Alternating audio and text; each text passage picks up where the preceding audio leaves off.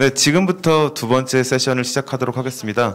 두 번째 세션은 2022년 HLPF의 점검 목표 국내 이행 현황이라는 주제로 교육, 성평등, 해양 및 육상 생태계에 대한 국내 이행 현황을 살펴보도록 하겠습니다. 좌장으로 허재영 국가물관리위원회 위원장님이시자 전국지속가능발전협의회 공동회장님을 모셨습니다. 감사합니다. 예, 두 번째 세션 진행하도록 하겠습니다. 우선 진행하기 전에 참석하신 분 소개를 먼저 하고 진행하도록 하겠습니다. 먼저 정부 패널 쪽입니다. 유네스코 한국위원회 권송 전문가님 나오셨습니다. 감사합니다. 두 번째는 한국여성정책연구원 주재선 선임연구위원 나오셨습니다. 가급적인 박수를 좀 열광적으로 쳐주시면 좋겠습니다. 세 번째는 해양수산부 양지영 해양환경정책과 사무관님 나오셨습니다.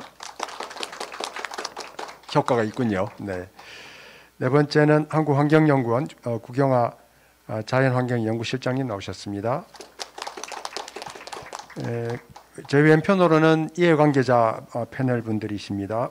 먼저 손지연 전국 교직원 노동조합 부위원장님 나오셨습니다.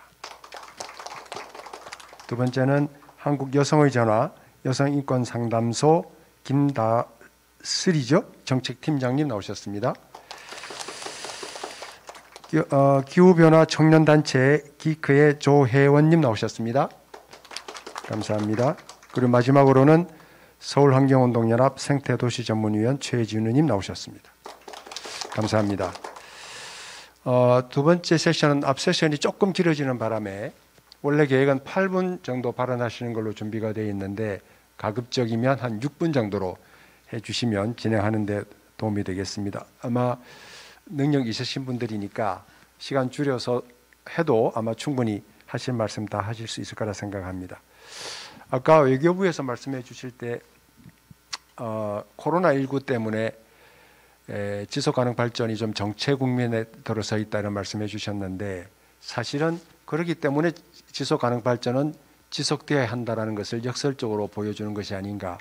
사실은 우리가 겪고 있는 이 팬데믹은 지속 가능하지 않은 방식으로 발전을 추구해 왔기 때문에 일어나는 일이 아닌가라는 생각을 하면서 지속 가능 발전의 중요성을 한 번 더 확인하는 그런 계기가 되었다는 생각이 듭니다. 저는 국가물관리위원회에서 우리나라 통합물관리의 책임을 지고 있고요. 또 충청남도 지속가능발전협의회 대표회장을 맡고 있으면서 당년직으로 전국지속가능발전협의회 공동회장도 맡고 있습니다. 오늘 사실은 저는 앞에 일부에서 발제해 주신 거 들으면서 저는 공부하고 있었습니다. 지속가능발전협의회 회장을 맡고 있으면서 진지하게 이렇게 공부해 본 건 처음입니다. 그래서 오히려 저는 감사하다는 말씀을 드리고 오늘 이런 기회를 주셔서 우리 오늘 행사를 주관해주신 분들에게 감사하다는 말씀 드립니다. 자, 그러면 먼저 교육 분야 발표해 주시고 교육 분야 이해관계자 패널 말씀 듣고 하는 순서로 가시면 어떨까요? 그럼 먼저 우리 권송 유네스코 한국위원회 전문가님께서 발표해 주시고 그 이어서 이 교육 분야이지요. 그래서 손지연 정교조 부위원장님 말씀 듣는 그런 순서로 가도록 하겠습니다. 자, 그러면 권송 전문가님에게 발표를 청하도록 하겠습니다. 네, 감사합니다. 제가 발제 자료를 PPT로 준비 드렸는데 띄워주실 거 기다리면서 말씀드리도록 하겠습니다. 제가 드리고 싶은 말씀이 정말 많아서 근데 8분 안에 끊으려고 이렇게 다 발제문을 썼는데 조금 더 빨리 읽어보도록 하겠습니다. 네, 저는 유네스코 한국위원회 교육팀에서 일하고 있는 권송이라고 합니다. 오늘 포럼에 함께 할 수 있어서 굉장히 기쁘고 이 자리를 통해서 저희가 SDG4 이행 촉진을 위해서 국내에서 어떤 협력 체계를 구성하고 있는지 소개드리고 또 주요 지표를 중심으로 저희 이행 현황과 주요 현황을 공유드리고자 합니다. 저희 PPT가 다른 거가 떠 있는 것 같습니다. 네. 유네스코는 교육, 과학, 문화 분야의 유엔 전문 기구입니다. 1945년에 창설되었고요. 그 이후에 모든 사람들이 차별 없이 교육을 받을 수 있도록 교육권 보장을 위한 활동을 전개해왔고 현재는 SDG4 총괄 기관으로서 교육 분야 국제 협력을 담당하고 있습니다. 그 유네스코 한국위원회는 반민, 반관 성격을 지닌 공직유관 단체입니다. 그 국제사회에서 유네스코가 SDG4 총괄 기관으로서 활동하고 있듯이 우리나라에서는 유네스코 한국위원회가 민관학의 SDG4 이행 촉진을 위해서 힘을 보태고 있습니다. 대한민국은 2015년에 세계 교육 포럼을 개최했는데요. 그 이후에 SDG4 이행 촉진을 위해서 국내외적으로 계속 노력을 지속해 왔습니다. 특히 2017년에는 교육부, 유네스코 한국위원회, 그리고 국내 9개 교육 전문 기관이 협력해서 협의체를 구성했고요. 이후 계속 활동을 하고 있습니다. 주요 내용으로는 저희가 세부 목표별로 워킹그룹을 운영하고 또 학계, 시민사회 전문가분들께서 함께하는 민관학, 상시 협력 체계를 구성했다는 점이 굉장히 특징적인데요. 매년 정기 포럼도 개최하고 공동 연구도 하고 보고서도 발간하면서 지속적으로 SDG4의 이행 현황을 모니터링하고 현황을 발굴하면서 재현을 좀 마련하고 있습니다. 그 국제사회는 SDG4 모니터링을 위해서 약 50여 개에 달하는 글로벌 주제별 지표를 설정한 바 있습니다. 그런데 아무래도 국가별로 모니터링 역량이나 여건이 상이하다 보니 모든 지표를 국제적으로 모니터링을 하는 것은 좀 현실적으로 어려움이 있습니다. 그래서 효율적인 SDG4 모니터링을 위해서 국제사회가 7개의 주요 지표를 선정했는데요. 그 세부 내용을 표로 좀 정리해 보았습니다. 지표 내용과 현수치를 보실 수 있는데요. SDG 1.A는 교육에 대한 재정 투입을 살펴보는 지표입니다. 국제사회가 2015년 세계 교육 포럼을 통해서 정부 총 지출의 15%, GDP의 4%를 교육비로 확보할 것을 촉구한 바 있는데 우리나라 현수치는 표에서 보시는 바와 같이 국제사회 목표에 근접하거나 달성한 상태입니다. 이어서 SDG 4.1 관련해서는 초등, 중등 교육의 효과적인 학습 성과와 관련된 목표인데요. 이를 측정하기 위해서 3개의 주요 지표가 설정되어 있습니다. 4.1.1 지표는 읽기와 수학 분야의 최소 숙달 기준을 달성한 아동 및 청소년의 비율인데요. 잘 아시고 계신 피사라든지 팀스와 같은 국제 학업 성취도 평가 결과를 활용하고 있습니다. 하지만 좀 안타까운 건 피사와 같은 국제적 평가는 3년 주기로 이뤄지고 있기 때문에 아직 코로나19로 인한 학습 결과 그런 학습 손실이라든지 그런 결과를 지금 국제적 비교 데이터로 확인할 수 있는 것은 없습니다.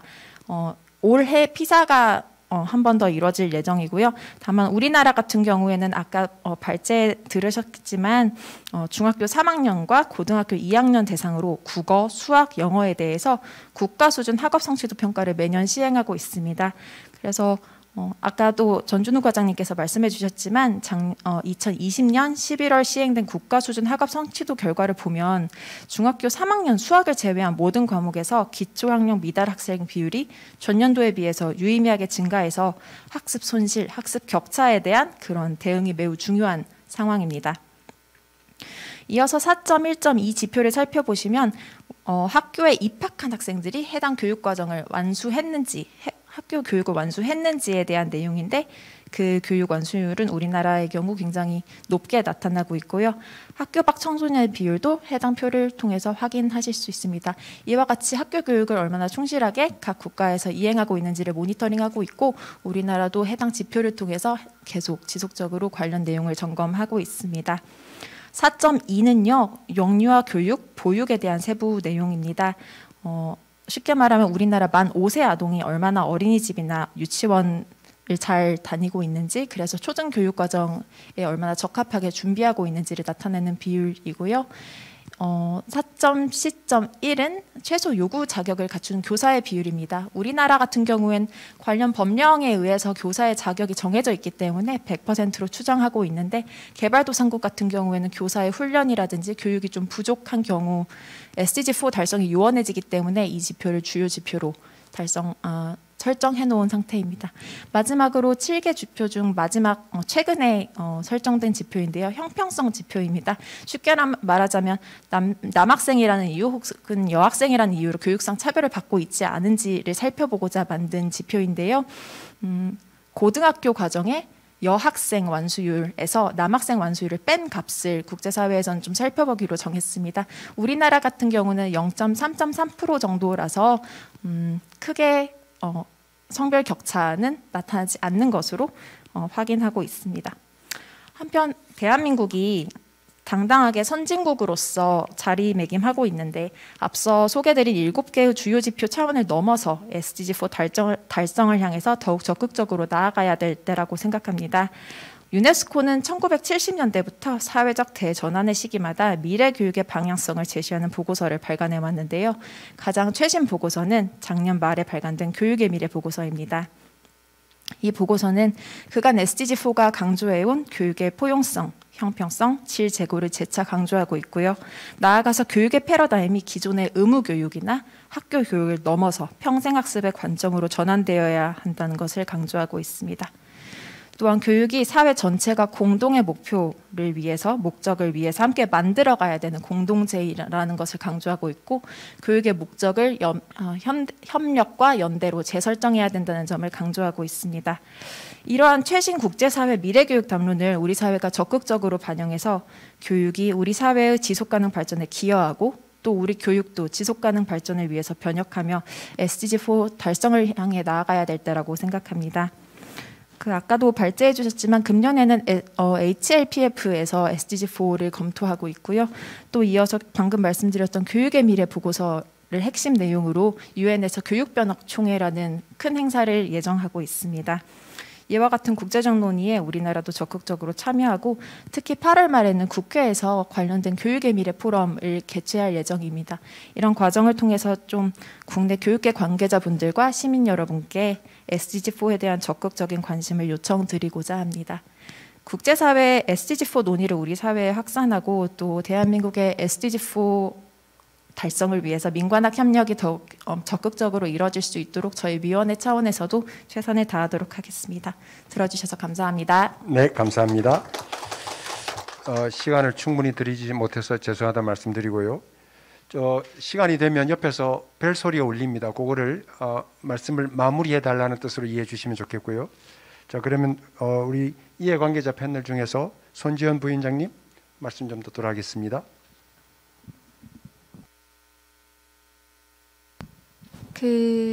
PPT가 네, 감사합니다. 예, 방금 이제 말씀해 주셨던 SDG 이제 교육 관련해서 이야기 잘 들었는데요. 그러니까 교육의 어떤 수준이나 그런 목표를 달성하는 어떤 결과적인 면에서는 젠더 불평등이 이렇게 크게 나타나지 않는다고 보지만 사실 일상적으로 일어나는 어떤 학교에서의 어떤 교육 환경 또는 이제 학교에서 일상적인 그런 교과로 가르치지 않는 그런 환경들이 사실은 또 중요한 요소가 아니겠습니까? 그래서 정교조 전국교직원 노동조합 여성위원회에서는 이제 학교 내 성평등 교육 환경에 대해서 좀 분석을 해봤습니다. 예, 차례는 대략 이러하고요. 이야기 드리면서 네, 자세한 내용을 말씀드리도록 하겠습니다. 예, 주요 평가 결과 내용입니다. 먼저 이러한 분석을 평가를 하게 된 좀 배경을 말씀드리자면 사실 이제 지속 가능한 한국 그리고 지속 가능한 학교, 지속 가능한 교육 이것이 가능하게 하는 기본 토대라는 것이 무엇인가라는 이제 문제 의식에서 시작을 했고요. 이 2022년이라는 이 시대에 사실 어떻게 하면 차별과 혐오와 그런 폭력이 허용되지 않는 학교를 만들 것인가? 그것이 우리의 이제 고민의 시작이 되어야 하지 않나 하는 이제 그런 문제 의식이 있었습니다. 사실 학교는 그냥 교육만 하는 곳이 아니라 그냥 일상적으로 이제 살아가는 사람들 사이에서 일어나는 관계 속에서 많은 것을 이제 잠재적으로 배우고 있는데요. 이제 그런 성차별적인 통념 또는 성별 고정관념 이런 것들이 아직까지도 이제 살아 숨쉬고 있고 그런 걸 토대로 사람을 여성과 남성 이렇게 두 종류의 인간으로 나누고 그런 위계를 이제 자연스럽게 세워지고 또 매우 빈번하게는 그거에 기반한 폭력을 되게 허용하는 그런 교육, 그런 학교 문화를 발견할 수가 있습니다. 그래서 그런 부분에 대해서 좀 평가를 해봤고요. 주요하게 평가한 결과는 학교 내 이제 여성과 소녀에 대한 성차별과 젠더 폭력, 젠더 폭력이라는 것은 젠더에 기반한 여성 폭력인데 지금 이제 발제에서는 젠더 폭력이라고 말씀드리겠습니다. 예, 젠더에 기반한 여성 폭력이 심각하다는 점, 그리고 성희롱 성폭력 대응 전담 기구와 인력 부족, 그리고 성폭력 문제 처리 기구의 효과성이 굉장히 부족하다는 점을 나타났습니다. 그리고 학교 내 성평등 강화를 위한 정책과 법의 시행 기반이 성평등한 이제 문화를 달성하기에는 많이 부족한 것이 현실이다라는 점을 발견했고요. 또 마지막으로 그래서 성평등에 대한 기여의 중요성을 공감하도록 돕는 학교 성평등 교육 환경이 아주 절실하다는 결론에 도달하게 되었습니다. 예, 이러한 이제 조사를 하게 된 이제 근거 자료는 이제 전국 교직원 노동조합에서 이제 2018년 스쿨미투 공론화 이후에 2019년에 스쿨미투에 대한 교사 의식 조사를 이제 했었고 그 보고서를 이제 발표한 바 있습니다. 그래서 사실 이제 현재 스쿨미투가 이제 공론화된 지 4주년이 됐는데 이에 대한 이제 국가적 차원의 어떤 통계 자료가 없습니다. 그래서 이제 저희와 같은 이제 노동조합, 교직원 노동조합에서 이런 걸 조사하게 되었고요. 그 결과 선생님 학교에서 소속 교원의 성차별, 성희롱, 성폭력에 대해 학생들의 공론화나 또 그러한 움직임에 대해 들어본 적이 있나요? 라는 질문에 전체 교사의 17.5%가 있다고 대답했습니다. 그러니까 학생들의 공론화 움직임, 그러니까 그래도 조금 드러나는 부분에 대해서 있다고 했으니까 사실은 실제적으로는 더 많을 수 있다는 이제 예측을 할 수 있고요. 또 이제 특이한 점은 사립학교의 경우는 34.7%가 있다고 했고 공립학교의 경우는 15.6%였습니다. 즉 사립학교라는 이제 특성상 어떤 이제 사회적인 목소리를 반영한 표준적인 지침에서 사실은 조금 멀게 있는 그런 학교인데 이제 그런 경우에 좀 더 이러한 성폭력이 발생이 좀 더 많다는 점을 좀 확인할 수가 있었습니다. 사실 그런 특징에서 조금 더 폐쇄적이고 좀 폭력에 조금 더 허용적이지 않았나 하는 이제 생각이 들었고요. 그리고 두 번째 이제 그 근거 자료는 이제 작년에 역시나 전국 교직원 노동조합에서 학교 내 젠더 기반 여성 폭력 관련하여 이제 조사를 한 바가 있습니다. 작년에 이제 소위 말하는 이제 남초 커뮤니티, 그러니까 온라인상의 그런 커뮤니티를 중심으로 해서 페미니즘 백래시라는 그런 이슈가 굉장히 이제 대두되었었는데요.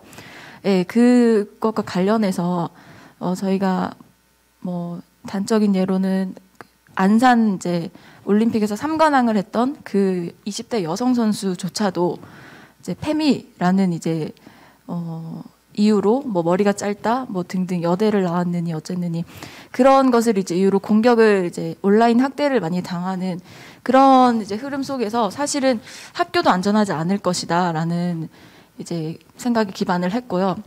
그래서 학교 내에 뭐 매갈, 페미냐고 조롱하듯 묻는 행위 또는 공식적인 자리, 뭐 수업 등등이요. 그 자리에서 혐오 표현을 발언했거나 또는 페미니스트 교사에 대한 비난 및 공격 또는 성평등 수업에 대한 방해 및 거부를 이제 그러니까 경험한 적이 있느냐라는 질문에 굉장히 이제 많은 교사들이 그렇다라고 대답을 했고요. 뭐 중첩적으로 일어나기도 했고 이 중에 좀 특히 좀 주목해 볼 만한 것은 20대 여교사의 경우에는 3명 중 2명인 66.7%가 그런 경험이 있다고 답했습니다. 예. 그래서 사실은 이제 이 조사와 함께 성희롱 성폭력도 같이 조사를 했는데요.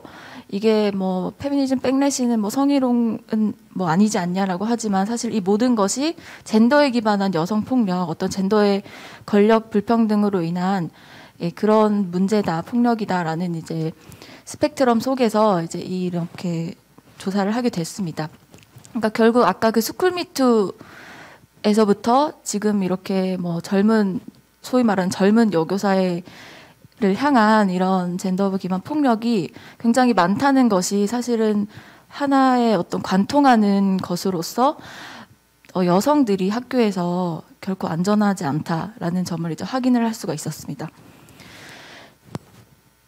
예, 그래서 이제 또한 같이 발표한 것은 이런 이제 스쿨미투 4주년에 이제 시간이 흐르면서 사실 교육부에서도 관련된 대책을 계속 냈고 매년 냈고 뭐 재작년부터는 뭐 한 1년에 2번씩 대책을 내기도 했는데 이게 결과적으로는 학교 현장에서 이런 대책이 실질적으로 느껴지지 않고 실효성이 없다라는 이제 평이 대다수였습니다.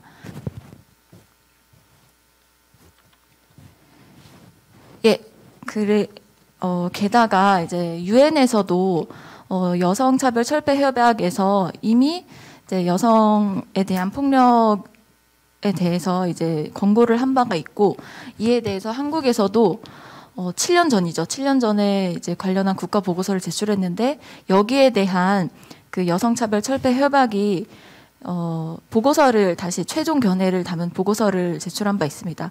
거기에 따르면 여성에 대한 직간접적인 차별 그리고 취약 집단의 여성에 영향을 미치는 교차적인 형태의 차별을 모두 금지하는 포괄적 차별 금지법을 채택하고 그리고 온라인 성폭력에 대한 예방 조치를 강화하라. 이게 지금 현재 뭐 코로나 이후에 온라인 수업 많이 확대되면서 더욱더 이제 늘어난 이제 성폭력의 종류라고 할 수 있는 디지털 성폭력과 관련된 예방 조치를 이미 이때 권고한 바가 있었다는 걸 확인했습니다. 그리고 직장 내 성희롱 사건, 달리 말하면 학교 내 성희롱 사건이라고도 말할 수 있습니다. 여기에 대한 효과적인 관리 및 감독 시스템 도입, 그리고 학교, 대학, 군대 등 공공기관에서의 성폭력 가해자에 대한 보다 엄중한 처벌, 그리고 학교 성교육 표준안 개정. 이 학교 성교육 표준안이라는 것이 2015년에 발표됐었는데요. 이제 발표 직후에 굉장히 성차별적이라는 전 시민사회의 이제 비판으로 지금은 이제 볼 수가 없게 됐는데 이런 개정을 권고한 바 있습니다. 그리고 마지막으로는 젠더에 기반한 여성폭력을 적절히 처벌하고 재발 방지할 수 있도록 사법부 구성원들에게 적절한 의무교육 실시하라는 것까지 권고를 한 바 있습니다. 그래서 결론적으로 이러한 모든 평가와 이제 국제 권고를 통해서 우리가 제안하는 바는 글씨가 굉장히 작은데요. 굉장히 많은데 그 중에서도 조금 더 이제 교육 관련해서 좀 말씀드리면 젠더 기반 여성폭력이 사회적 문제라는 것, 특히 학교에서 굉장히 문제시되고 있고 이것이 교육 어떤 환경으로서 제대로 된 교육을 이제 하는데 방해되는 지속 가능한 교육에 굉장히 방해가 된다는 것을 전 사회적으로 인식할 수 있도록 많은 홍보와 교육이 필요하다는 점. 그러기 위해서는 젠더 기반 여성 폭력이라는 그런 개념, 그러니까 굉장히 국제적인 개념을 법 제도적으로 규정을 일단 해야 된다라는 점을 제안을 합니다. 그리고 포괄적 차별금지법 채택해야 하고요. 그리고 이제 교육청 단위로 가서는 이런 교육청 내에 성평등 관련한 교육이나 뭐 성폭력 예방 교육 등등 이런 것들을 전문적으로 좀 다루고 더 나아가서 성평등한 교육 환경 자체를 조성할 수 있는 이러한 전문 독립기구인 성평등 지원센터 개설을 좀 제안을 합니다. 그리고 학교 구성원을 대상으로 한 성인주 교육 물론 질적으로 강화해야 되고요. 그리고 포괄적 성교육을 좀 명시화해서 학교 교육과정 안에 성평등 교육과정을 마련하는 것을 제안합니다. 네, 여기까지 마치겠습니다. 네, 감사합니다. 감사합니다. 박수 쳐주시죠. 이 손지원 부위원장님은 학교 내 성차별과 젠더 폭력에 관한 내용을 중심으로 해주셨는데 아마 이 다음 주제인 성평등하고도 좀 관계 있는 그런 내용도 많이 말씀을 해주신 것 같습니다. 혹시 나중에 권성 전문가님 하실 말씀이 있으면 나중에 잠깐 기회 드리도록 하겠습니다. 자, 두 번째 정부 패널 발표를 듣도록 하겠습니다. 우리 주재선 선임연구위원님께서 발표해 주시기 바랍니다. 네, 안녕하세요. 저는 한국여성정책연구원의 주재선입니다. 저는 SDG 목표 5번인 성평등안에서 토론하도록 하겠습니다. 목표 5는 이제 성평등 달성 및 모든 여성과 여아의 권한 강화를 목표로 하고 있습니다. 여성과 여아의 역량을 강화하고요. 정치, 사회, 경제, 일상생활에서 영역에서의 성평등 달성을 지향합니다. 목표 3은 이제 9개의 이제 세부 목표하고요. 14개의 어떤 지표로 구성되어 있습니다. 차별, 5.1 차별, 5.2 폭력, 5.3 유해한 간섭 등의 어떤 구조적인 문제의 개선과 더불어 이제 여성의 경제적 자원 접근, 정치적 대표성과 리더십, 재생산성 보장 등의 어떤 인권적 접근의 개선을 촉구하고 있습니다. 목표 5는 다른 목표와 좀 달리 대상을 지금 목표로 해서 그 개선을 요구하고 있습니다. 그러다 보니까 다른 이제 SDG 목표들과 연계성이 매우 높습니다. 그래서 이 목표를 달성하기 위해서는 다른 어떤 SDG 다른 목표들과 협력하는 게 매우 중요합니다. 특히 이제 목표 3의 건강, 목표 4의 교육, 그다음에 목표 8의 일자리, 목표 10의 불평등, 목표 16의 인권, 정의, 평화 등의 목표는 목표와 매우 밀접한 관련성이 있다고 보여집니다.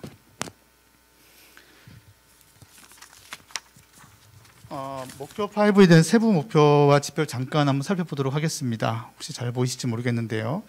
일단 5-1 같은 경우에는 이제 모든 형태의 차별을 근절한다는 측면입니다. 그리고 이거에 대한 지표로서 저희들이 점검해야 될 부분은 이제 법률적 기반이 준비되어 있는지, 그러니까 모든 차별에 대한 차별을 금지하고 증진, 강제, 그리고 모니터할 수 있는 법률적 기반이 있는지를 가지고 측정하고 있고요. 5-2 같은 경우에는 모든 형태의 폭력의 근절입니다. 특히 여성에 대한 폭력 근절을 의미하고 있는데요. 여기에 보면은 이제 현재 혹은 이전의 성적 파트너로부터의 물리적, 성적, 심리적 폭력을 당한 적이 있는지에 대한 비율을 구하게 됩니다. 여기서 이제 현재 혹은 이전의 성적 파트너를 가지고 친근한 관계의 파트너라고 이야기를 합니다. 이런 파트너에 대한 있는지, 그 두 번째 지표로는 그러면 이 친근한 파트너 외에 성폭력을 당한지를 대한 지표를 측정하고 있습니다. 5-3 같은 경우에는 조언하고 여성 환례와 관련된 어떤 유해한 관련 관행에 대한 이야기인데요. 이 부분 사실은 우리 사회 문화하고는 조금 약간 거리에 있어 보이는 것이기도 합니다. 그래서 두 개의 지표를 측정을 하고 있습니다. 하나는 이제 15세고 18세 이전에 동거를 시작해서 동거한 여성의 비율고, 나머지 하나는 여성 할례한 비율입니다. 5-4 같은 경우에는 이제 무급 노동에 대한 이야기입니다. 무급 돌봄과 가사 노동에 대한 가치를 부여하고요. 중요성을 인식한다는 측면에서 지표로는 이제 가사 노동 시간을 이제 측정을 하고 있습니다. 그리고 5-5.5는 이제 정치, 경제, 공군 분야에 있어서의 의사결정에서 여성이 평등한 기회를 보장하고 있느냐입니다. 이 분야에서는 국회하고 지방의회의 여성 의원 비율을 하고요. 그다음에 관리 여성 비율을 가지고 측정을 하고 있고요. 5.6 같은 경우에는 성과 재산상 건강과 재산 건강에 대한 보편적 접근을 보장하는 것을 이야기하고 있습니다. 그러니까 성관계나 이제 피임 같은 피임제를 사용할 때 있어 여성이 스스로 그걸 결정하고 할 수 있는지에 대한 여성 비율을 하고요. 그다음에 또 이들에 대한 어떤 정부와 교육을 보장하는 법률과 규정이 마련되어 있는지에 대한 지표로 측정되어지고 있습니다. 그리고 5.A하고 B, C 같은 경우, 특히 5.A 같은 경우에는 경제적 자원에 대한 여성이 어떤 평등한 권리를 갖는지, 그다음에 그것에 대한 그것에 대한 소유권을 가질 수 있는지에 대한 어떤 그런 부분이고요. 그리고 5.B 같은 경우는 여성의 사실 권익 신장에서 가장 중요한 중에 하나가 이제 약간 정보 통신 분야의 접근성입니다. 접근성이 있는지에 대한 그 비율로 해서 휴대폰 비용이 소유한 개인 비율 같은 것을 구하고요. 5.C 같은 경우에는 이번 여성과 여아에 대한 권익 신장과 증진을 위해서 어떤 정책과 시행 가능한 법안들이 채택되고 강화되고 있는지인데요. 이 부분 같은 경우는 이제 어떤 여성에 대한 권한 강화에 대한 공공 자원에 대한 그러니까 공공 추적하고 할당하는 시스템을 갖추고 있는지에 대한 부분으로 그걸 측정을 하고 있습니다. 예, 이것에 대한 주요한 어떤 간단한 약간 통계를 한번 보도록 하겠습니다. 일단 먼저 친밀한 관계, 아까 성적 파트너라는 이야기 나온 것이 친밀한 관계로 보통 이제 통계를 지표 나오게 되는데요. 친밀한 관계에 대한 통계는 이제 우리나라 사실 본격적으로 생산되고 있지는 않지만 이제 간접적으로 추적할 수 있는 것이 이제 대검찰청 나오는 범죄 분석입니다. 이걸 통해서 보면 2019년 기준으로 봤을 때 성범죄, 그러니까 성폭력 범죄 중에서 친근한 관계, 여기서 친근한 관계란 보통 이제 부부 관계로 생각하면 되고요. 혹은 애인, 이전 다 합쳐서입니다. 5.1% 정도 차지합니다. 10년여가 비하면 조금 증가했습니다. 0.9% 증가되었고요. 그리고 배우자에 의한 폭력 같은 경험력 같은 경우는 신체적, 정서적, 경제적, 성적 폭력 다 포함되는데요. 이럴 때 여성은 20.7%, 남성은 13.9%로 나타나고 있습니다. 그리고 이제 무급가사 노동 같은 경우인데요. 이제 사실은 이제 무급가사 노동은 유급 노동하고 사실 연관성이 매우 깊은 노동이죠. 그래서 이제 이것들이 지표로 삼고 있는데요. 무급가사 노동 같은 경우는 2019년 기준으로 보면 여성이 2시간 58분, 남성이 52분입니다. 10년 전과 비교하면 여성은 25분, 남성은 23분 증가했습니다. 여성 25분 감소했고요. 근데 이제 가사노동 같은 경우는 그 국가의 어떤 사회, 가족 문화와도 좀 관련이 됐기 때문에 시간 부담도 더 중요한 건 하나가 얼마나 남자의 격차가 나느냐도 굉장히 중요합니다. 그 격차로 봤을 때 보면 스웨덴 같은 경우는 39분 정도, 캐나다는 59분, 미국은 1시간 2분 정도입니다. 그에 비해서 우리나라는 약간 2시간이 넘죠. 그러다 보니까 2배 이상의 높은 수준을 보여주고 있습니다. OECD 전체를 봤을 때도 매우 높은 수준으로 볼 수 있고요. 그리고 이제 가사노동 같은 가사노동 가치를 평가하는 부분이 있는데요. 이제 우리나라 같은 경우는 통계청에서 가사노동 가치를 평가해서 그걸 매번 공식적으로 발표하고 있습니다. 2019년 기준을 보면 가사노동 가치는 491조 원입니다. 이 중에서 이제 이걸 GDP로 환산해 보면 GDP의 25%를 약 차지하고 있고요. 그러면 이제 491조 중에서 여성이 얼마나 기여했냐면 72.5%를 기여한 걸로 나타납니다. 나머지는 남성이 했겠죠. 그다음에 이제 여성 관리자 비율 같은 경우에는 2020년 조금 이제 올드한 데이터이긴 하지만 15.7%고요. 2014년도에 비교한다면 4.6% 개선됐습니다. 그리고 이제 개선되었지만 여기 약간 오타가 있는데 OECD 국가 중에서 보면 일본 다음으로 높은 수준이 아니라 일본 다음으로 낮은 수준이에요. 가장 낮은 게 일본이고요. OECD 국가 중에서 관리자 비율. 그다음에 우리나라입니다. 그다음에 여성 국회의원 비율 같은 경우는 19%입니다. 이것도 2012년과 비교해 보면 한 3.3% 증가됐지만 이 역시 OECD 국가를 보면 일본, 헝가리, 터키 다음으로 낮은 국가입니다. 전반적으로 이제 아까 성평등 같은 부분이 이렇게 개선이 좀 낮은 것으로 평가된 것으로 알 수 있습니다. 그리고 실제 통계적으로도 그렇게 나타나고 있고요. 네, 이제 전반 토론하고 재원법을 잠깐 말씀드리도록 하겠습니다. 예, 한국의 경우는 이제 헌법을 비롯해서 다양한 이제 법령에서 성별에 대한 평등과 차별을 금지하는 조항들을 법제하고 있습니다. 그런데 이제 사실 유엔 같은 경우에서는 이 법제화 같은 경우를 영역별로 나누고 있습니다. 뭐 가족 분야라든지 뭐 노동, 뭐 그밖에 보건, 복지 나누고 있는데 그 영역 중에 하나를 무엇을 나누고 있냐면 전반적으로 이런 성평등, 성차별을 관리할 수 있는 그리고 정의하고 있는 그런 법령이 있는가를 체크하고 있습니다. 근데 우리는 이제 잘 아시겠지만 여성과 소년 대상으로 하는 포괄적 의미의 성차별을 정의하고 이를 강제해낼 수 있는 차별금지법은 아직 없는 상태에 있는 것입니다. 그러니까 매번 체크할 때 그거는 우리 있다고 사실은 어떻게 억지로라도 정리해서 보내려고 해도 그분들이 없는 것을 보통 체크를 다 합니다. 두 번째는 이제 성평등은 이 독자 목표 5번뿐만 아니라 아까 앞서 말씀드렸지만 다른 SDG 목표와 사실 성평등 이슈가 그러니까 크로스 커팅 되어 있습니다. 그냥 같이 묶여서 분석해야만 된다는 것입니다. 앞에 이야기했지만 뭐 건강이라든가 교육이라든가 일자리, 불평등, 인권, 정의, 평화 같은 것과 매우 밀접한 관계가 있기 때문에 목표 5만 보는 것이 아니라 같이 이것들을 봐야만 사실은 목표 5에 대한 개선이 있을 수 있다는 것입니다. 그리고 지표 중에 생산자라는 통계도 있습니다. 우리 이제 성평등 관련된 부분은 대부분 티어 2, 뭐 1, 2로 나오는데 티어 1으로 이제 나오는 통계는 한 4개 정도만 되고 나머지 다 티어 2인데요. 그 중에서 티어 2에 해당되긴 하지만 우리나라 생산되지 않은 통계가 있습니다. 이게 이제 친밀한 관계 폭력은 사실 국제 비교할 수 있는 통계는 없습니다. 문제는 간접적으로는 찾아내서 저희들이 발표는 하고 있지만 거기서 정의하고 있는 유엔에서 정의하고 있는 통계는 생산되지 못하고 있고요. 최근에 여성가족부에서 여성폭력 실태조사를 통해서 그걸 구하려고 했지만 사실은 정확히 말하면 연령이 좀 다릅니다. 국제기구에서는 15세 이상이고요. 우리 19세 이상을 하고 있기 때문에 정확하게 구할 수는 없는 상태에 있습니다. 두 번째는 이제 성관계와 피임 같은 자기결정권에 대한 통계입니다. 이 부분은 공식 통계 아니면 가끔씩 이렇게 조사가 나오는 경우가 있긴 하지만 공식 통계는 없습니다. 이 부분은 우리도 정말 여성이 얼마나 이런 부분에서 자기 결정권을 가지고 있는지에 대한 통계를 생산할 필요가 있다고 생각을 합니다. 그리고 이제 마지막으로는 이제 한국의 사회 문화적 맥락과 좀 맞지 않는 지표가 있죠. 아까 좀 5.3 이제 과 관련된 어떤 뭐 조언이라든가 그다음에 여성 할례 같은 경우는 같은 유한 관습 같은 경우는 우리나라의 상황에 잘 맞지 않습니다. 향후 이에 대한 세부 목표하고 지표는 우리에 맞게끔 다시 제시할 필요가 있지 않나 이렇게 생각합니다. 네, 이상 마치도록 하겠습니다.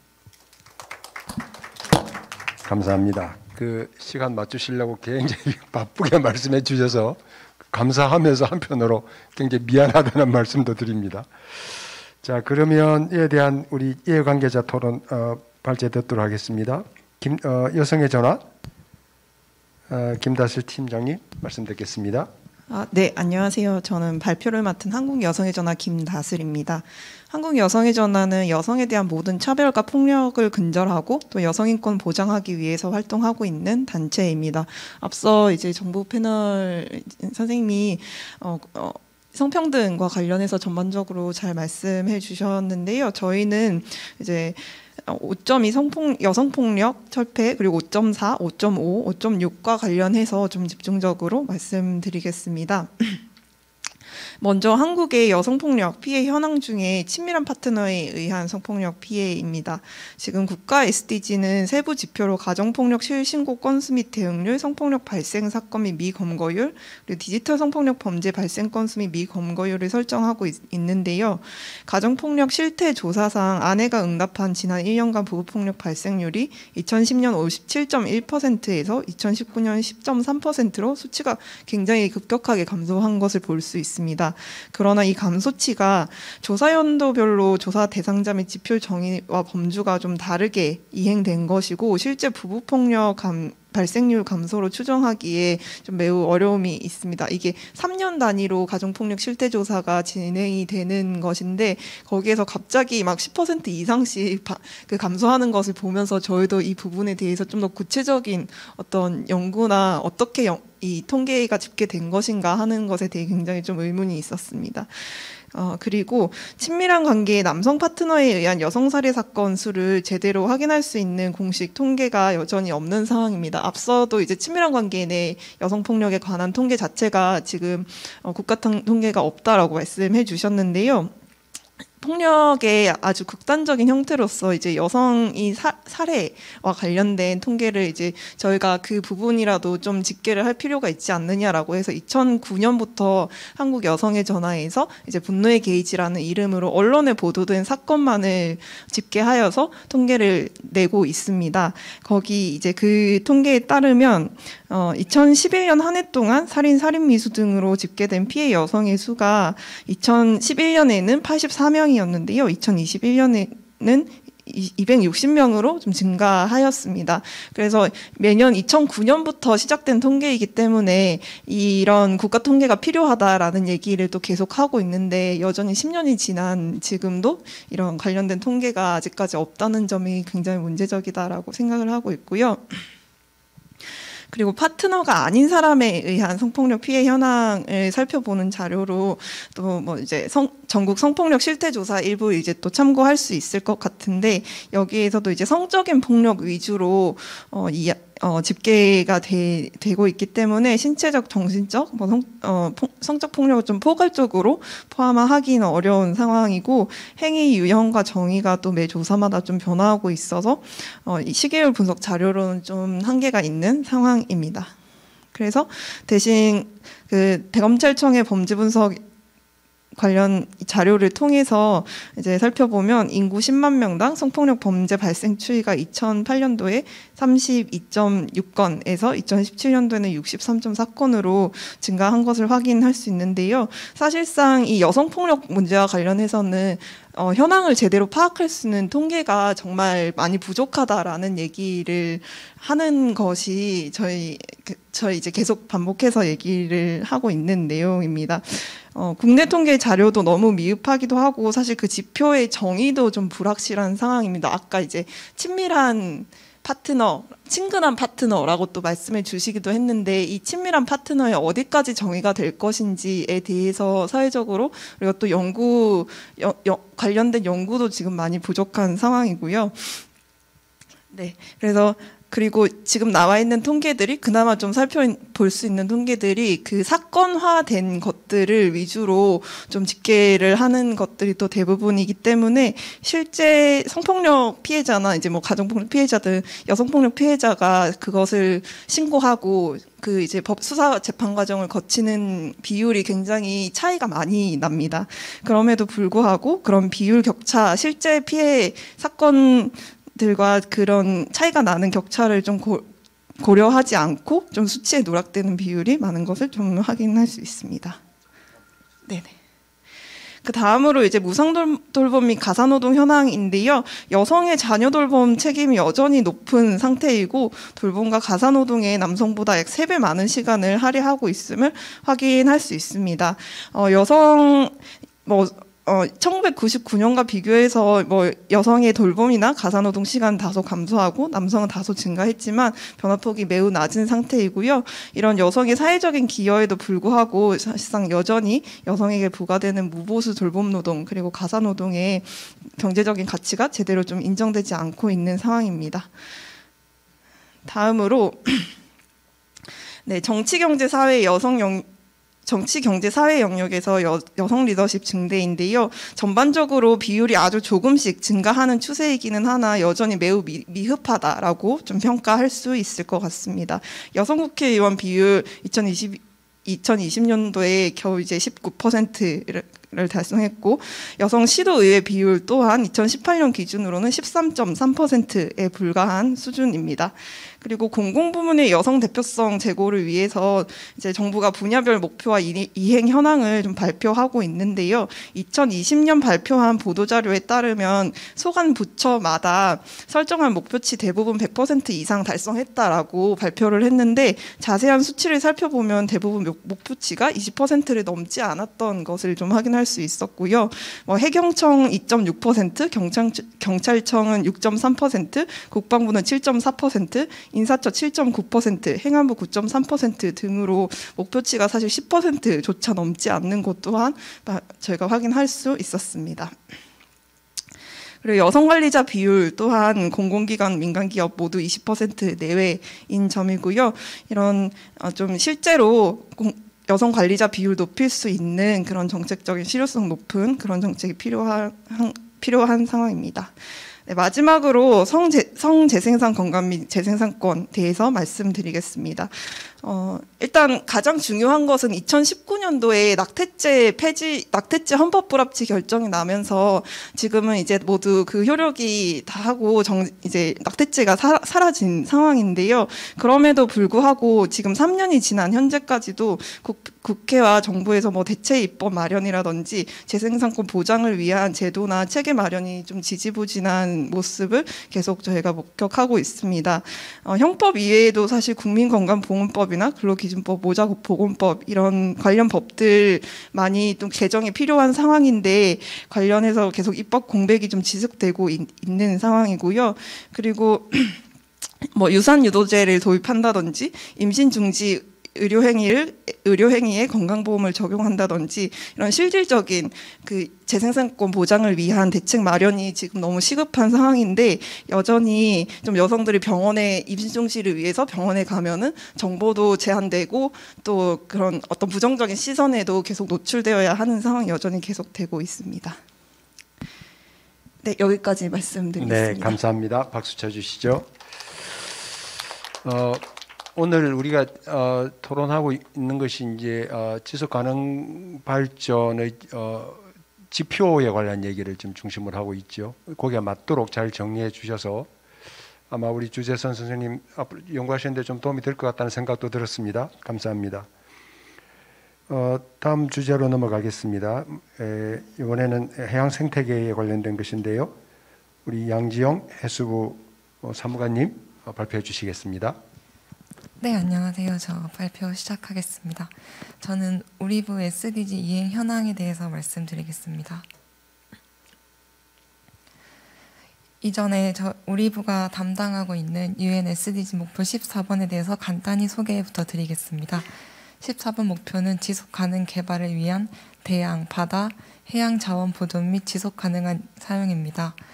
14번 목표 세부 목표로는 해양오염 예방, 지속가능한 생태계 보호, 해양 산성화 최소화, 불법 어업 근절, 해양지역 보존, 수산 보조금 근절, 개도국 경제적 이익 증대 등이 있습니다. 다음은 UN SDG 목표와 저희 부의 이행 수단에 대해서 연결한 표입니다. 네, 바로 이어서 상세히 이행 현황에 대해서 설명드리겠습니다. 첫 번째 세부 목표인 해양 오염 예방을 이행하기 위해서 우리 부는 연안 오염 총량 관리 그리고 해양 쓰레기 저감 정책을 추진하고 있습니다. 연안 오염 총량 관리란 특별 관리 해역에 대해 관리 목표를 설정하고 해당 해역 내 소재 사업장에서 배출되는 오염 물질의 총량을 규제 관리하는 제도입니다. 현재 특별 관리 해역은 마산만, 시화호, 부산 연안, 울산 연안 이렇게 4개의 해역에 대해서 관리되고 있습니다. 다음으로 해양 쓰레기 저감을 위해서 제1차 해양 폐기물 및 해양 오염 퇴적물 관리 기본 계획을 수립하여 해양 폐기물을 발생 예방부터 시작해서 수거, 처리, 재활용, 관리까지 전주기 관리를 강화하고 있습니다. 기본 계획을 통해 해양 플라스틱 발생을 2030년까지 60% 저감하고 2050년까지 제로화하겠다는 자체 목표를 설정하였습니다. 다음 두 번째 세부 목표인 해양 연안 생태계를 지속 가능하게 관리하고 생태계 복구를 위한 행동을 실시한다는 목표를 이행하기 위해서 갯벌 등 해양 생태계 보전, 해양 보호생물 보호 복원, 바다숲 조성을 추진하고 있습니다. 우선 갯벌 등 해양 생태계 복원을 위해서 폐염전의 제방을 철거하고 해수를 유입시켜 자연 갯벌을 복원하는 정책을 추진 중입니다. 또한 5대 핵심 해양축을 설정하여 해양 생태계의 연속성 유지를 도모하고 있습니다. 다음으로 보호가 필요한 해양생물 88종을 해양보호생물로 지정 관리하고 있습니다. 마지막으로 해양탄소 흡수원 확충을 위해 22년 신규 바다숲 17개소를 조성 중이며 2030년까지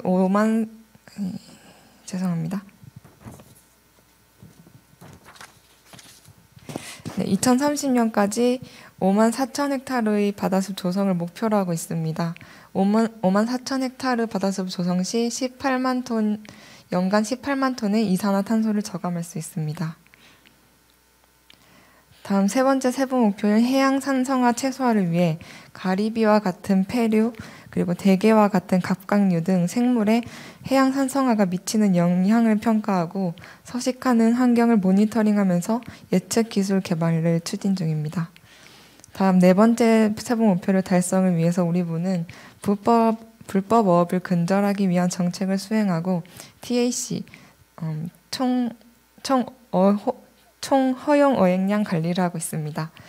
불법 어업을 근절하기 위해서 지도선을 2017년 34척에서 2021년 40척까지 확충하고 어구 사용량 관리를 강화하기 위해 수산어법을 개정했습니다. 다음으로 TAC를 확대하기 위해서 갈치, 삼치, 참조기 3개 어종에 대해 시범 사업을 실시하고 있는 중이며 다가오는 7월부터는 TAC 정식 적용 예정입니다. 그리고 자원 감소 우려 어종에 대해서는 정부 직권의 TAC 시행 근거를 마련하여 시행 중입니다. 우리 부는 연근해 어업 총 생산량 대비 TAC 관리 대상 비율을 2027년까지 60%로 확대할 계획입니다. 다섯 번째 목표 달성을 위해서 영해 내측의 9.2%를 보호구역으로 지정하고 서남해안 갯벌을 유네스코 세계 자연유산으로 등재하는 등 보호구역 확대를 추진 중입니다. 다음 여섯 번째 목표인 불법, 비보고, 비규제 어업을 초래하는 불법 보조금을 근절하며 신규 보조금 도입을 자제하기 위한 정책 관련하여 WTO 수산보조금 협상그룹에서 관련 협상을 마친 이후 그 결과에 상응하는 정책을 추진할 예정이며 우리 부는 WTO 수산보조금 회의를 통해 지속적으로 협상에 참여하고 있습니다. 네, 마지막으로 개도국의 경제적 이익 증대를 위해 우리 부는 ODA 무상 원조를 확대하고 있습니다. 해양 산성화 등 조사 대응 역량을 향상하고 해양 생태계 보전 협력 사업 등 해양 환경분야 5개 32억 여원의 사업을 지원하고 있습니다. 이외에도 해양 신산업 기술 연구 개발 및 기술 이전, 창업, 사업화 지원을 통한 해양 과학기술 역량 강화와 어업인의 안정적 어업행위 지원, 국제협약의 수용 노력 등 해양의 지속 가능한 개발을 위하여 다양한 정책을 이행하고 있습니다. 이상입니다. 감사합니다. 네, 감사합니다. 이왕이면 그 평가 지표에 대한 얘기 좀 해주셨으면 좋긴 했는데 어느 정도 달성되어 있는지 이거는 또 아마 우리 또 이해관계자 토론에서 한번 얘기 좀 하실 것 같긴 한데요. 우리 조혜원 기후변화 청년단 GYK 님께서 말씀해 주시겠습니다. 네, 감사합니다. 네, 앞선 발표 정말 잘 들었습니다. 저는 기후변화 청년단체 GYK의 조혜원입니다. 저희도 마찬가지로 SDG 14에 대한 목표를 조사를 하였고요. 세부 목표의 키워드만 먼저 보도록 하겠습니다. 저희는 UN SDG와 국가 SDG를 각각 세부 목표로 분할하여서 주요 분석을 하였습니다. 키워드만 먼저 보자면 결론적으로 UN SDG에 저희가 포커스를 둔 부분은 해양 생태계의 지속 가능한 관리, 그리고 불법 어업 규제, 그리고 어업 보조금 등에 관한 내용입니다. 다음 슬라이드 부탁드립니다. 그래서 세부 목표별로 주요 분석을 말씀드린 다음에 마지막 슬라이드에서 정책 제안을 한꺼번에 하도록 하겠습니다. UN SDG 14.4의 목표는 지속 가능한 어업을 위해 남획과 불법 어업을 규제하고 파괴적인 어업 관행을 종식, 그리고 과학에 기초한 관리를 목표로 하고 있습니다. 모니터링 지표로는 생물학적으로 지속 가능한 수준에서의 어족 자원 비율을 활용하였습니다. 마찬가지로 국가 SDG 같은 경우는 수산 자원의 지속 가능한 관리를 목표로 하고 있고, 저희는 모니터링 지표로 총 허용 어획량 이하 TAC라고 하겠습니다. 할당 비율을 조사하였습니다. 이 세 그래프와 그리고 기타 자료를 토대로 저희는 세 가지를 결론을 도출할 수 있었습니다. 첫째, 한국의 어업 생산량은 지난 20년간 증가 추세이나 천혜 양식과 내수면 어업을 제외한 연근해 어업의 생산량을 감소하였습니다. 즉 한국 바다에서 잡히는 어족 자원은 감소했음을 의미합니다. 둘째로 한국의 어종별 총 허용 어획량 평균 소진율은 계속 감소하고 있으나 TAC의 할당량을 실제 어획량보다 높은 수치로 보유하여 자원 관리에 대한 명분과 실효성이 부족합니다. 셋째로 2017년 기준 한국의 연근해 어업 생산량은 92만 6천 톤인데 반해 불법으로 남획되는 취어 및 잡어의 생산량은 38만 9천 톤에 달하고 있어 연근해 어업 생산량의 42%에 달하는 수산 자원이 남획되고 있음을 알 수 있었습니다. 다음 세부 목표는 UN SDG 14.5입니다. 이 목표는 최소 10%의 해양 지역의 보존을 목표로 합니다. 모니터링 지표로는 그래프 노란 글씨 두 가지를 참조하였고요. 그래프와 여러 가지 기타 자료를 통해서 저희는 두 가지 결론을 도출할 수 있었습니다. 첫째로 2018년 SDG 보고된 한국의 국가 관할 해역 대비 해양 보호구역 비율은 2.7%로 UN SDG 목표인 10%에 못 미칩니다. 둘째로 2019년 기준 보호구역 대비 해양 핵심 생물 다양성 지역 비율은 38.5%로 세계 평균치인 46.03% 이하 수준입니다. 다음으로 국가 SDG는 해양 생태계의 체계적인 보전과 현명한 이용을 위해 해양 보호구역 지정 면적 확대를 목표로 하고 있습니다. 오른쪽의 그래프는 2021년까지의 면적을 말하고 있고요. 2020년까지의 면적을 다 더해보면 약 현재 기준 약 12,000 제곱킬로미터 정도가 해양 보호 지정으로 되어 있는데 이때 중복 면적을 제외를 하면 약 8,000 제곱킬로미터로 전체 해양 면적이 2.12%입니다. 그리고 아까 발표에서 말씀하셨다시피 18개소가 지정 해양 보호구역으로 지정되어 있습니다. 마지막으로 세 번째 세부 목표입니다. UN SDG 14.6은 불법, 비보고, 비규제 이하 IUU에 기여하는 특정 형태의 수산 보조금 금지 및 이와 유사한 신규 보조금 도입 자제를 목표로 하고 있습니다. 저희는 모니터링 지표로 IUU를 근절하기 위한 국제적 이행 수단의 정도를 확인하였습니다. 오른쪽 그래프를 참고하시면 두 가지를 알 수 있습니다. 첫째로 2018년 기준 IUU 어업 근절을 위한 한국 원양어업의 이행 정도는 가장 높은 5등급입니다. 세계 주요 평균이 4.9등급의 수준에 비하면 높다고 볼 수 있습니다. 그러나 2017년도 CCAMLR 수역 보전 조치 위반 및 2019년도에 예비 불법 어업국 지정 사례를 통해 유해 어업 근절을 통한 국내 이행 정도의 신뢰성 있는 재평가가 필요한 상황입니다. 마지막으로 해당 세부 목표를 평가하기 위해 FAO에서 발송하는 공식 설문지에는 유해업을 기여하는 수산 보조금의 금지 및 도입 자제 현황을 명확하게 점검하기 어렵습니다. 따라서 해양 생태계에 대한 유해 보조금 영향도 신빙성 있게 평가하기 곤란한 상황입니다. 또한 한국의 KSDG 14점 세부 목표로 해양 자원에 대한 수산 보조금 정책을 평가할 수 있는 지표 자체가 부재한 상황입니다. 마지막 슬라이드 같은 경우는 결국에는 이러한 세 가지 주요 대규모 기업형 어획 능력을 강화를 하고 있는 한국의 주요 정책들입니다.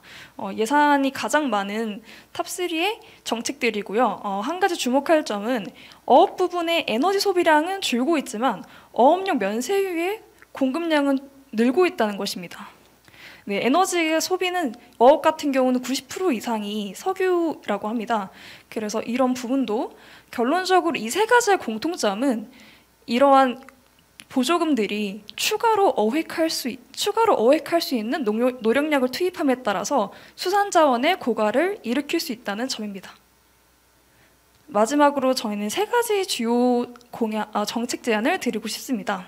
첫 번째로 우리나라의 국가 위상이 높아짐에 따라서 전체 해양 면적의 30%를 해양 보호구역에 지적하는 등 기타 추가적인 달성이 필요해 보입니다. 두 번째로 수산 자원의 보전 관리를 위한 국내 정기 통계 지표를 개발할 필요가 있습니다. 예를 들어 수산보조금 정책 방향 등 미래 대응 방안을 작성한 민관 합동의 국내 보고서 발간 등이 있을 수 있습니다. 마지막으로 한국 정부는 국제 흐름에 맞춰 생산 과잉 및 남획, IUU 어업 근절에 기여할 수 있는 유해 수산 보조금들의 폐지를 준비해야 되는 상황입니다. 이에 따라 대규모 기업형 어업으로 지원을 인해 해양생물 감소에 영향을 끼치는 유해수산보조금을 철폐를 하고 지속적인 모니터링을 하여 민간위원으로 포함된 정부위원회를 개설해야 합니다.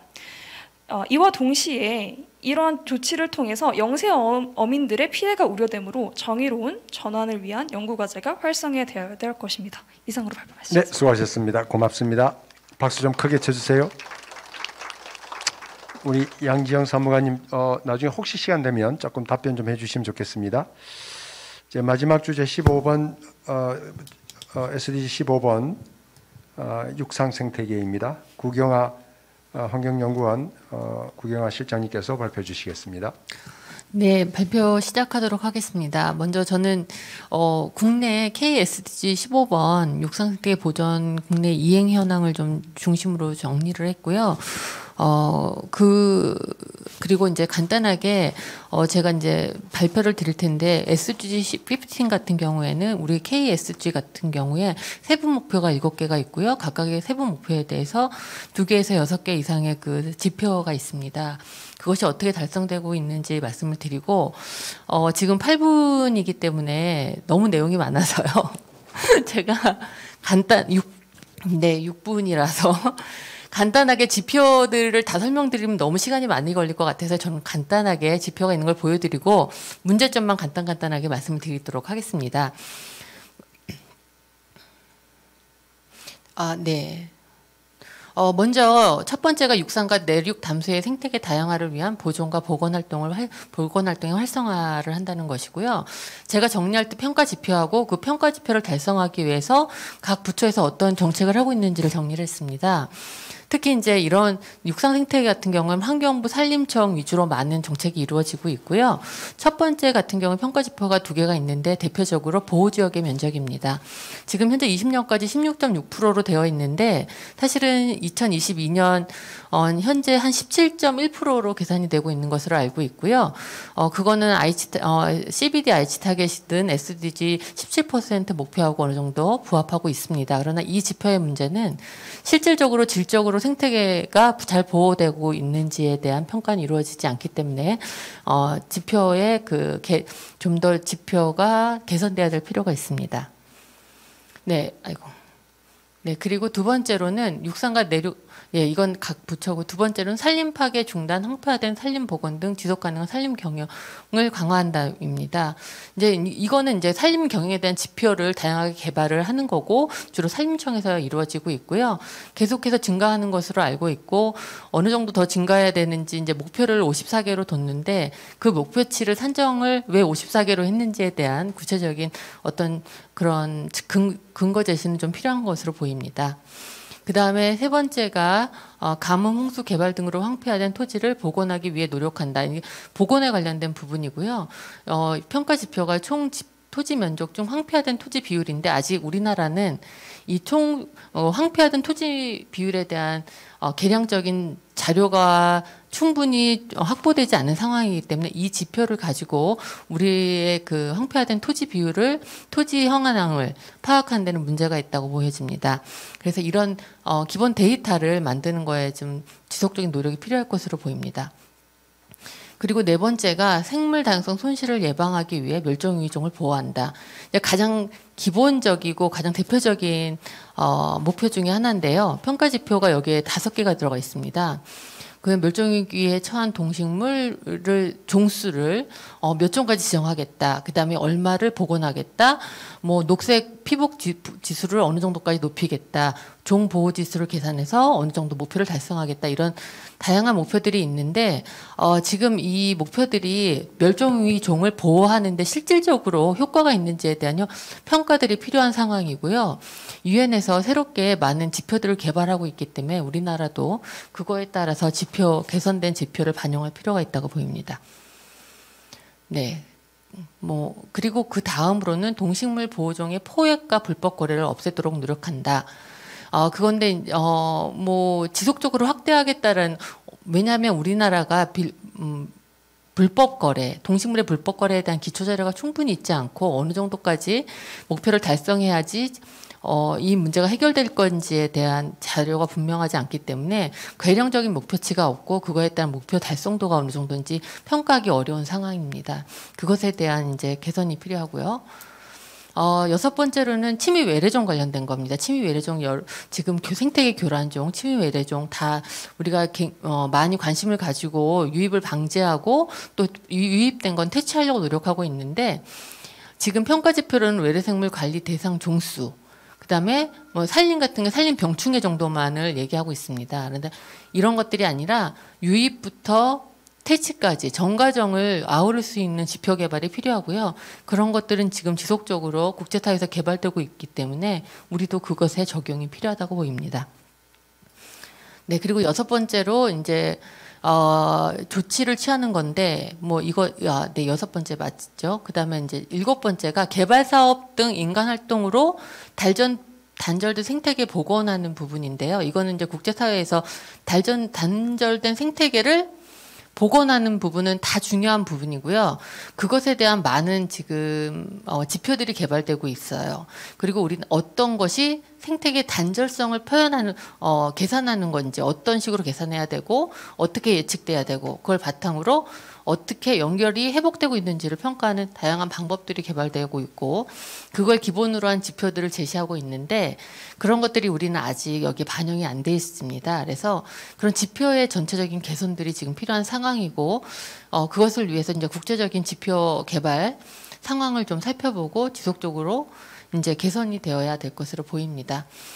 그리고 마지막으로 이제 관련 부처들 말씀을 드렸는데 대부분 이제 부처 합동인 거는 이제 생태축 관련된 보건 문제고요. 나머지는 대부분 환경부나 산림청에서 하고 있는데 사실 이 육상 생태계 전체를 본다면 농업도 농업 생태계며 무슨 다양한 생태계가 있기 때문에 사실은 범부처로 해서 종합 포괄적으로 관리될 필요가 있고 그것을 위해서 다양한 부처에서 지표를 기반으로 해서 협력할 필요가 있다고 보입니다.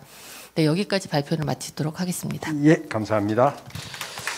아마 지속가능위원회가 발족이 되면 범부처적으로 그게 어느 정도 정리가 되지 않을까 싶은 기대도 해봅니다. 자, 마지막으로 우리 최진우 서울환경연합 전문위원께서 발표해 주시겠습니다. 네, 안녕하세요. SDG 15번 육상생태계에 대한 문제점부터 먼저 말씀드리도록 하겠습니다. 주로 환경부와 산림청이 여러 가지 정책적인 노력을 한다고 하고 있지만 결과적으로 이제 육상 생태계 기반이 되고 있는 가장 중요한 산림의 면적이 지속적으로 줄어들고 있습니다. 우리가 이게 지표로 보면 뭐 1%, 0.5% 줄어든다고 하는 것이 어떠한 큰 특이점이나 문제가 있을지 잘 모르고 있지만 산림 면적이 지난 최근 5년간 통계를 보면 매년 95평방킬로미터가 줄어들고 있거든요. 그게 그 정도로 보면 서울의 한 6분의 1만큼의 면적이 줄어들고 있는 거예요. 그만큼의 아주 큰 면적 손실이 있는데 사실 작년에 그 글래스고 기후변화협약 당사국 총회에서 2030년까지 산림 벌채를 중단하겠다고 하는 이제 국제적인 선언이 있었고 우리나라도 동참을 했는데 그럼 적어도 2030년까지는 산림 면적이 손실되지 않게끔 노력을 해야 되는 거잖아요. 근데 지금 2030 계획, 2050 탄소 중립 계획을 보면 산림 손실을 막을 만한 어떤 정책의 목표나 수단과 조치가 없습니다. 계속 줄어들 수밖에 없는 이유는 아까 앞서 세션에서 뭐 산불이 나면 산림 면적이 줄어든 것인가라고 했을 때 어차피 불이 나더라도 산은 그대로 존재하는 거고 산림 경영에 따른 벌목을 하더라도 산은 그대로 존재합니다. 산림이 줄어드는 이유는 이제 도시 개발과 도로 개발, 각종 이제 골프장, 관광지 개발로 산 자체가 존용이 되는 거죠. 그래서 그걸 어떻게 막을 것인가에 대한 지표와 수단을 떠나서 이 범부처 간의 분명한 목표와 수단을 만들어야 되는데 그게 지금 실종되어 있습니다. 그래서 전반적으로 보호지역 지정도 목표를 달성했다고 하지만 그 17%의 목표라는 것이 소위 말해서 숫자와 양적인 목표를 채우기 위해서 이 카테고리 5에 속하는 낮은 단계의 보호지역 카테고리가 되게 채워져 있고요. 되게 우스꽝스러운 거는 그렇게 하다 보니까 경기도 광주시 같은 경우는 행정구역 전체 면적이 보호지역으로 지금 편입되어 있습니다. 되게 우스꽝스러운 그냥 페이퍼 플랜일 뿐인 거죠. 그리고 사실 뭐 국립공원에 속하는 카테고리 1, 2 지역도 대부분 지금 여러 가지 개발 사업에 노출되어 있어서 엄청 보호지역이지만 제대로 보호받지 못하고 있고 일반 산림 지역 같은 경우에도 여러 가지 탄소 흡수원이라든지 바이오에너지를 통해서 상당히 많은 어떤 수탈적인 상황에 놓여져 있습니다. 다음요. 그래서 가장 크게 한 3가지 정도 제안을 드리면요. 결국에 가장 중요한 것은 산림 손실을 중단해야 되고 생물 다양성을 증대해야 되는데 육상생태계 보호지역을 단순히 이제 뭐 양을 채우는 것이 아니고 실제 좀 더 진전된 조치의 보호적인 강도를 강화하는 측면에서 좀 더 많은 것을 늘려야 될 것이고요. 사실 이제 전 국토적인 차원에서 이제 이 자연에 대한 손실을 줄여나가고 좀 증대할 수 있는 목표를 둬야 한다면 여러 가지 자연자원 총량제라든지 실제 자연자원을 국가의 재정 회계 체계에 연동해서 좀 통합적인 관리 체계를 마련하는 것이 정말 중요한 기로에 서 있습니다. 다음요. 다음 이제 지속 가능하고 정의로운 탄소 업성 관리 체계인데요.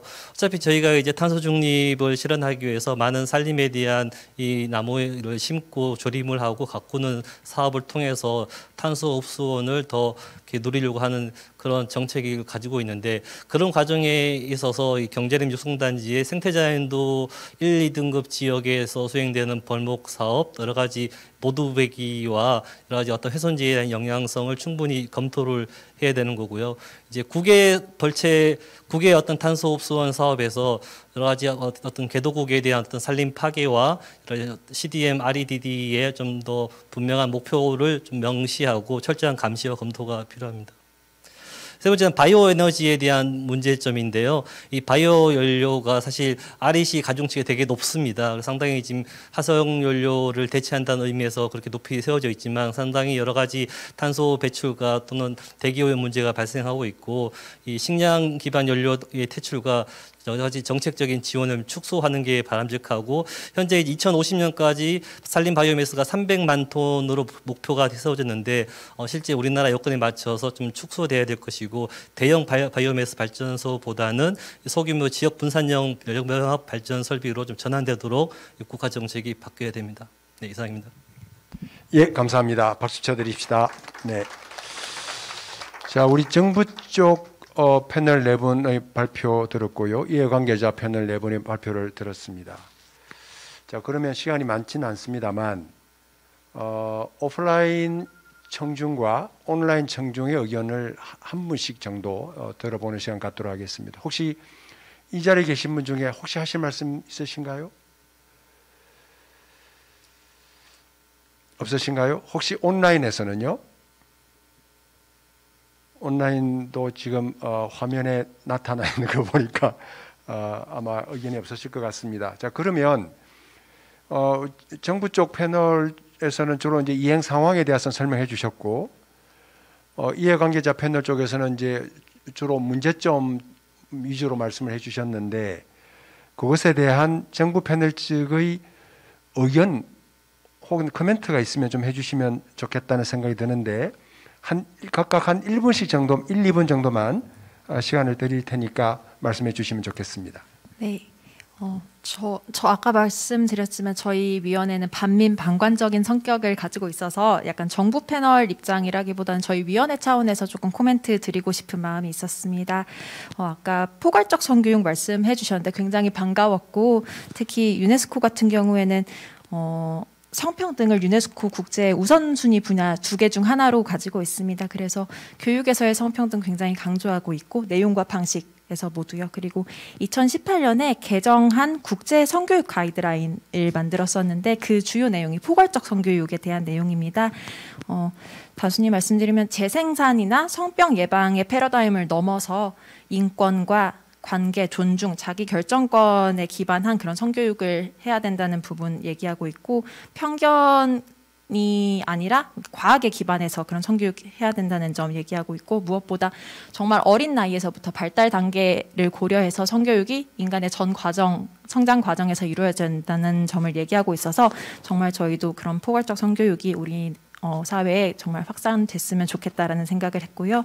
또 마침 저희 아까 소개드렸던 교육의 미래 보고서 주요 내용 중에 그런 문구가 있습니다. 여성주의적 관점을 학습할 수 있도록 촉구해야 된다는 그런 내용이 있는데, 또 교육을 통해서 돌봄을 학습할 수 있어야 된다는 것을 미래교육의 주 지향점으로 보고 있는데, 그런 내용도 많이 관심 가져주시고 또 우리나라에서 SDG4에 그런 부분이 잘 반영될 수 있도록 저희 위원회 차원에서도 열심히 노력하도록 하겠습니다. 네, 감사합니다. 감사합니다. 혹시 주재선 선생님? 예, 아까 이제 사실은 이제 통계 중에서 보면 치밀한 관계 폭력 같은 통계들이 여러 여성가족부의 노력을 해도 잘 안 됩니다. 잘 안 되는 건 뭐냐면 이 통계 조사 환경도 문제가 있을 수 있습니다. 원래 그 유엔에서 요구하는 건 15세 이상인데요. 폭력 관련된 것들을 우리 15세, 그러니까 19세 미만, 18세 미만 자녀들, 아이들에게 이제 여쭤보려면 사실 부모의 허락이 있어야 됩니다. 특히 성폭력, 가정폭력 같은 거는요. 그러다 보니까 19세 이상으로 할 수밖에 없어요. 그래서 아주 제한적이지만 최근에는 여성가족부에서 친밀한 관계 통계를 생산하려고 노력을 하고 있습니다. 그래서 아마 생산되면 될 것 같고요. 근데 여기 이제 성관계하고 이제 피임 관련 자기결정권 통계 같은 경우도 보면 이거 금방 생산할 수 있는 통계일 것 같은데 이렇게 별로 관심을 갖지 않는 것 같아요. 이 부분은 아마 조만간 생산되지 않을까 좀 생각을 하고 있고요. 그리고 이제 SDG에 대한 5에 대한 그 목표는 아시겠지만 다른 목표 정말 연관되어 있습니다. 그래서 통계를 생산할 때 있어서도 이제 그쪽에서 성별의 격차나 특성도 같이 분석해 줘야지만 사실은 우리 여기 목표 5에 대한 어떤 약간 성평등 목표도 같이 사실은 달성되어집니다. 근데 통계도 이게 그러니까 목표 5에 대한 통계만 성별로 구분되어지는 것이 아니라 사실은 다른 부분 같은 경우에도 성별로 구분되어야지만 그들의 격차를 같이 크로스해서 연관해서 분석해 보면 이게 얼마큼 어떤 방식으로 달성되는지를 알 수 있거든요. 그래서 통계를 만들고 작성하신 분도 꼭 이게 성지 통계 생산은 매우 중요하니까요. 같이 생산해 주면 좋겠다라는 생각을 하게 됩니다. 네, 이상입니다. 네, 감사합니다. 양지연 사무관님.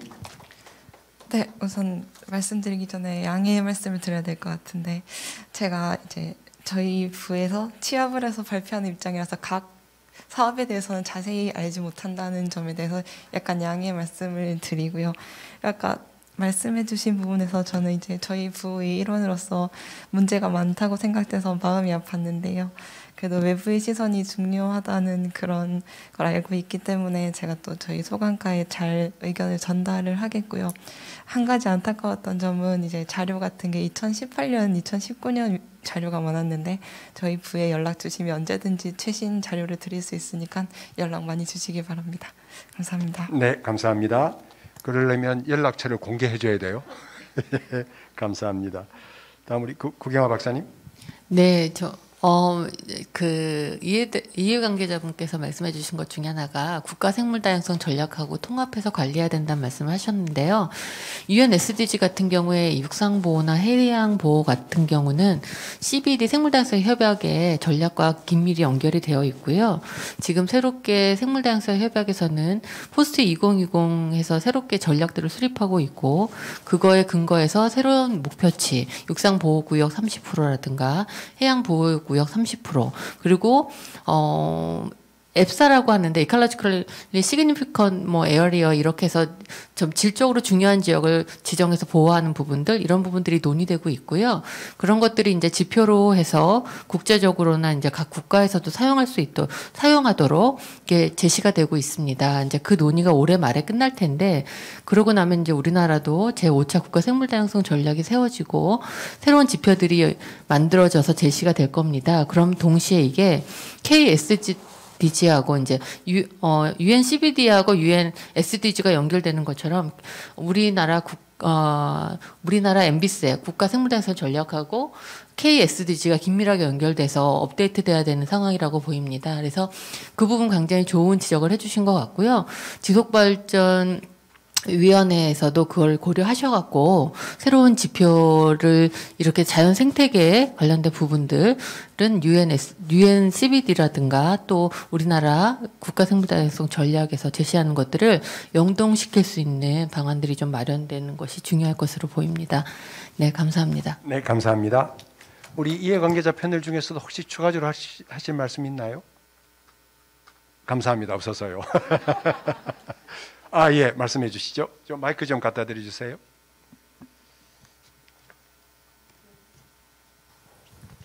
이게 그 진행자는 여러 가지 역할이 있지만 시간을 잘 지켜내는 것이 가장 중요한 일 중에 하나라.